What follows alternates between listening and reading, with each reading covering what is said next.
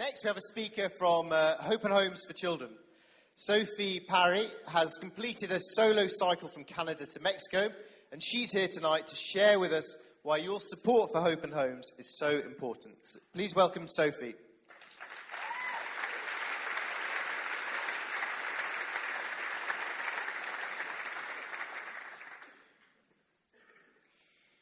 Have you ever pushed yourself, gone for that promotion, asked for that hot guy's number, put yourself out of your comfort zone, like I feel right now? By the very fact that we're all here tonight, dreaming of adventure, suggests that we were, at some point, allowed and encouraged to dream big. I have never been sporty. I was that kid at school who was always picked last for sports teams. I was a teenager who skived off sports, and my height of my adventure and exercise as a teenager, early 20s, was bar crawling in Clapham. Then my brother joined the army in 2008 and went to a war zone. Friends started returning from Afghanistan with life-changing injuries. It was quite a time for me, and I just felt really compelled to do something, to do my bit. So I went out of my comfort zone and I joined a 300-mile bike ride with my parents and my sister, and as a family we raised money for our wounded. Out of the 300 cyclists, I was the slowest on the ride, and that includes the wounded. I hated it, but with my brother firmly in my mind, I got through it. Every time I've taken part in an organised challenge since, I've gained confidence. We're a really close family. We're competitive. We tease each other. We push each other. We support each other. But most importantly, my parents have always encouraged us to dream big, that there is nothing we can't do if we put our minds to it. So in 2016, I cycled 2,000 miles from Canada to Mexico on my own. This was a huge challenge for me. It was a million times out of my comfort zone. And it wasn't just the cycling that was hard, it was the camping, the weather, which was terrible, the loneliness, and the raccoons. But I did it, because even in my darkest times, I knew that my family were at home, cheering me on, believing in me. When I consider my own adventures, I can't help but think about the children we work with who are not encouraged to dream big, who don't have people in their corner, who don't have a family believing in them, dreaming for them.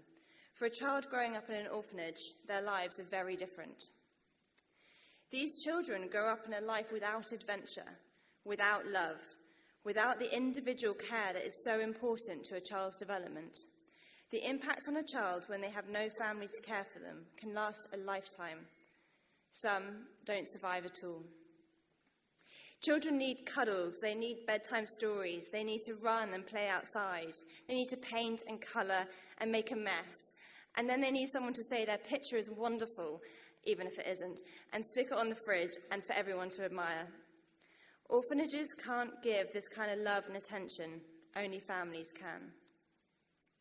Most of us have at least one person who has known us our whole lives. We all know when our birthday is, right? See, that's what family does. It gives us reference points. There is someone there for you, who knows when your birthday is. It matters to somebody, so it matters to you. Families come in all shapes and sizes, adventurous ones. Mothers, fathers, aunties, uncles, grandparents, siblings, foster parents. No matter what the setup, it's all about having someone who cares for you. Someone who is there to help you take those first steps. Someone who holds your hand and walks you to the school gates on that first day of school. Someone to love you.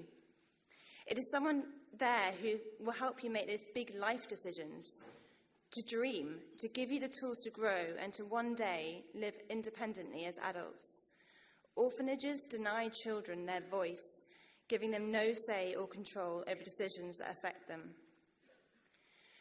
We have heard and will hear tonight about so many incredible adventures of walking, climbing, exploring. You guys have done it all. Now I want to tell you about a different kind of adventure, but it's still one of passion, courage, and determination.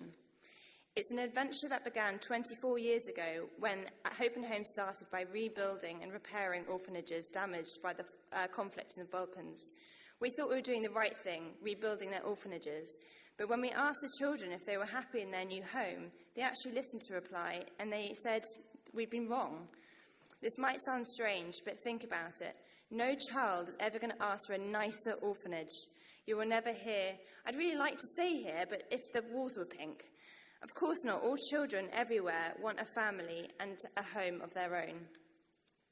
Today, this understanding that children need to be in families is at the basis of everything we do. We work directly in some of the poorest countries in Europe, East and Southern Africa, to close orphanages and find alternative-based, family-based care for vulnerable children. And we're the world leaders in this field.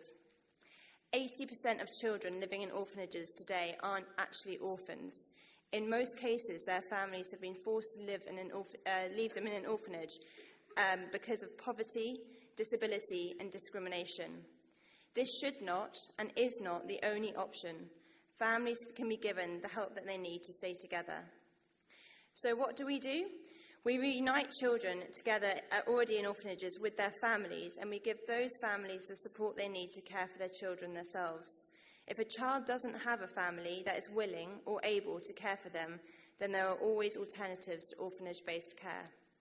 We find loving families to foster and adopt children from institutions, and we build small family homes to care for children with special needs.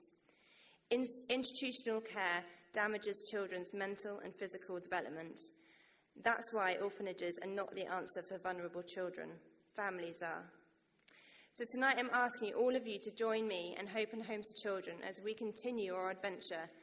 How, I hear you all ask? How? Well, thank you. You each have a flyer on your seats, and there is a tick box at the back asking you to join a small giving community. I'm asking you to consider pledging a small regular gift each month to join this community. Just £5 a month can help us fund specialist support that a child in an orphanage needs when taking their first steps into their new family. You guys can be part of this journey and do something that really matters. You can be part of our mission to create a world in which children no longer suffer institutional care. And you can help children to have a future and dream big. You can support children like you were.